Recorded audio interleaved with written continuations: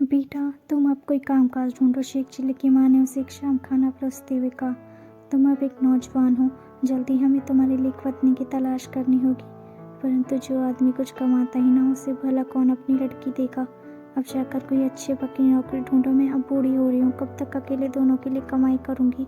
ज़्यादा देर तक नहीं अम्मी, शेख ने प्यार से कहा। तुम बस थोड़ा सा और इंतजार करो, कल शाम तक मेरी नौकरी लग गई होगी। बेटा, ऐसा ही हो, अम्मी ने काफ़ी भावुक होकर कहा। कहना तो आसान था, परंतु नौकरी मिलना एक कठिन काम था। वो किसके पास जाए, इस बारे में शेख सोचने लगा। गांव में कई लोगों ने उसे पहली नौकरी पर रखा था, परंतु कोई भी नौकरी चंद हफ्तों से अधिक तक नहीं टिकी थी। अगली सुबह उसने लाला तेलीराम से पूछने का निश्चय किया कि क्या उन्हें एक और नौकर चाहिए। पहले एक बार लाला जी के काम पर जाते समय शेख चिल्ली एक नमक का बोरा लेकर तालाब में जा गिरा था। पर शेख ये उम्मीद लगाए बैठा था कि शायद लाला जी उस बात को अब तक भूल गए होंगे। आखिर वो सारा नमक कहाँ गया। शेख इस सोच में इतना गहरा डूबा था कि वो सामने से आते दो भाइयों से टकरा गया, जिनको सालों के लिए शेख गांव के स्कूल में पढ़ा था। उस समय ये दोनों भाई उसकी ही कक्षा में थे। मियाँ, आप फिर दिन में सपने देख रहे हैं? बड़े भाई ने पूछा। तभी तो मौलवी साहब ने आपको स्कूल से निकाल दिया था। भाई, मैं तो नौकरी ढूंढने की बात सोच रहा था, शेख ने कहा। अम्मी का कहना है कि अगर मेरी नौकरी नहीं लगेगी तो कोई मुझसे शादी नहीं करेगा। यह सुनकर दोनों भाई हंसने लगे। उनका कहना बिल्कुल ठीक है, एक ने कहा, और हम अभी तुम्हें एक नौकरी सुझा सकते हैं, परंतु काम इतना आसान ना होगा। तुम्हें एक बेहद कंजूस काजी के लिए काम करना होगा। वो तुम्हें महीने के 20 रुपये तनख्वाह देंगे, साथ में मुफ्त खाना और रहने का स्थान भी मिलेगा। परंतु फिर वो तुम्हारी जान हराम कर डालेगा और तुम झक मार कर नौकरी छोड़ने को मजबूर हो जाओगे। जब तुम नौकरी छोड़ोगे तो तुम्हें उस महीने की तनख्वाह नहीं मिलेगी, और साथ में काजी तुम्हारे कान का थोड़ा सा टुकड़ा भी कुतर लेगा। हमारे साथ साथ उस काजी ने और भी बहुत से लोगों के भी कान कुतरे हैं। उसको आखिरी नौकर अभी 2 दिन पहले से ही रोता हुआ। अगर नौकर की नौकरी छोड़ने की जगह काजी खुद नौकर को निकालता है तो? शेख ने पूछा। उसे वो बहुत सारे मालिक याद है जिन्होंने उसे निकाला था। क्या फिर काजी खुद अपना कान कुतरवाने को राजी होगा? ऐसा आज तक तो हुआ नहीं है और न ही इसके होने की कोई संभावना है। तुम थोड़ी सावधान रहना मियाँ, काजी साहब बहुत ही चालाक आदमी हैं। मुझे उनका पूरा नाम और बता दो, शेख चिल्ली ने कहा। मैंने अम्मी से वादा किया है कि आज शाम तक मैं कोई नौकरी ढूंढ निकालूंगा। शेख कई मील चलकर उस शहर में पहुंचा जहां काजी रहते थे। काजी तभी कचहरी से लौटे थे। सलाम सरकार, शेख ने कहा। मैं आपके लिए काम करने आया हूँ। काजी ने शेख के भोले चेहरे को देखा। चलो एक और बकरा फंसा, उन्होंने सोचा। यह भी बहुत ज़्यादा दिन तक नहीं टिकेगा, उन्होंने जोर से कहा। क्या तुम्हें नौकरी की शर्त पता है? शेख ने अपना सिर हिलाया। जी सरकार, 20 रुपये महीना तनख्वाह और साथ में मुफ्त खाना और सोने की जगह। इसके बदले में मैं तुम्हें जो भी काम दिया जाएगा उसे तुम्हें करना होगा, काजी ने कड़े शब्दों में कहा। मैं तुम्हें नौकरी से नहीं निकालूंगा, परंतु अगर तुमने नौकरी छोड़ी तो तुम्हें उस महीने की तनख्वाह नहीं मिलेगी। साथ में तुम्हारा थोड़ा सा कान भी कुतरूंगा, जो तुम्हें सारी जिंदगी तुम्हारे बेकार काम को याद दिलाएगा। आई बात समझ में? क्या तुम्हारे कोई सवाल है?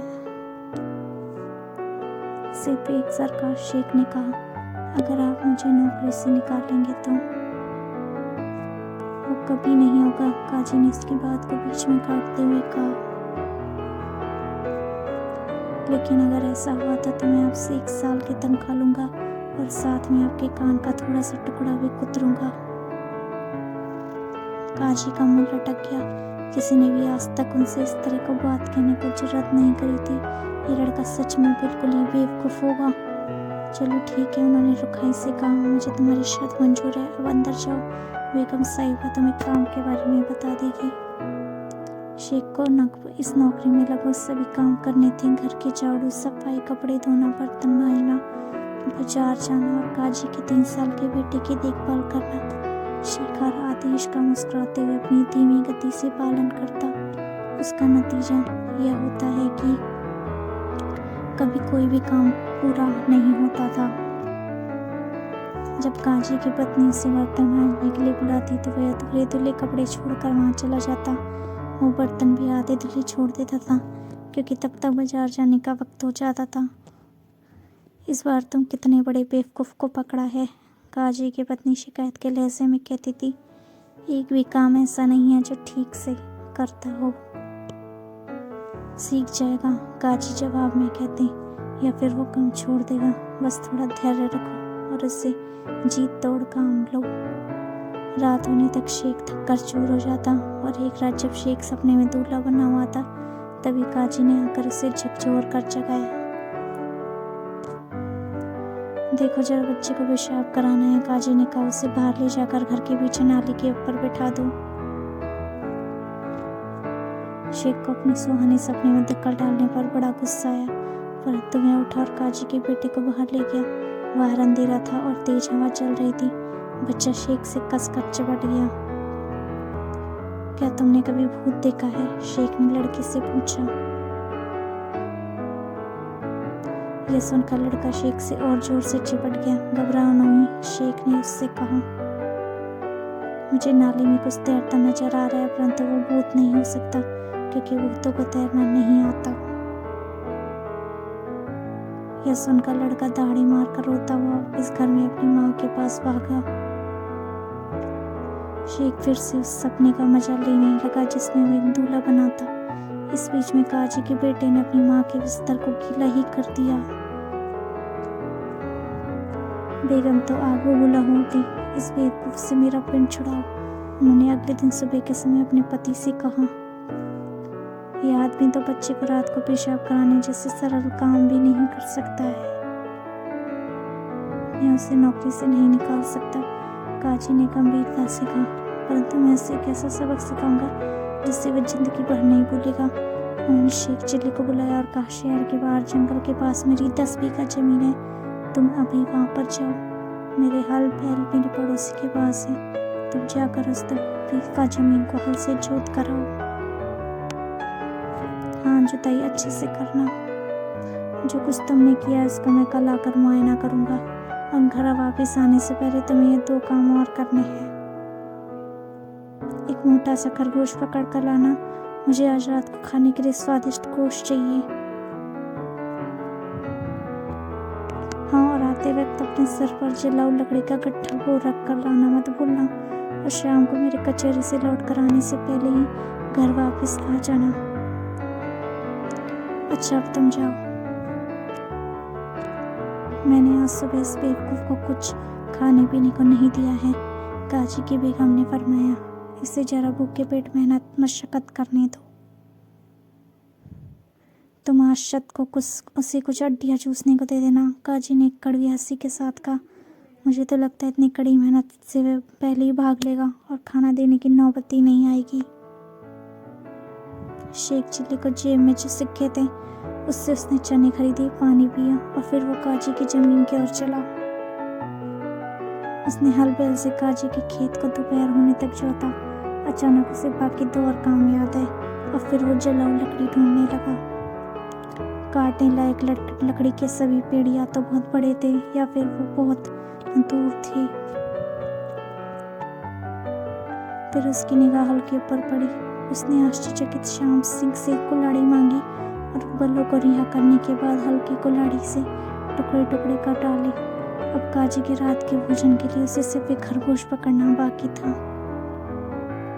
खरगोश की तो बात दूर ही रही, शेख को खेतों से एक चूहा तक नहीं दिखाता, परंतु उसे सड़क पर मरा हुआ एक कुत्ता जरूर दिखा। वो शाम को काजी के घर वापस लौटा। उसके सिर पर हल्के टुकड़ों का गट्ठा था और एक मरे हुए हाथी की पूंछ को खींच कर ला रहा था।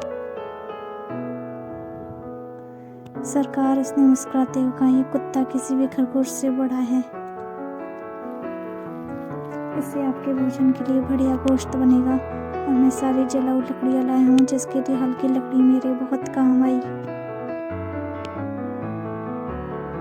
अरे बेवकूफ, काजी गुस्से में चिल्लाया। उसका चेहरा गुस्से से आग बबूला हो गया था।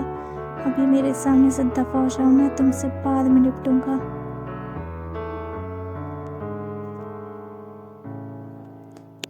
दोस्तों, अगर ये कहानी आपको अच्छी लगी हो तो चैनल को लाइक और सब्सक्राइब कीजिएगा and thank you so much for watching.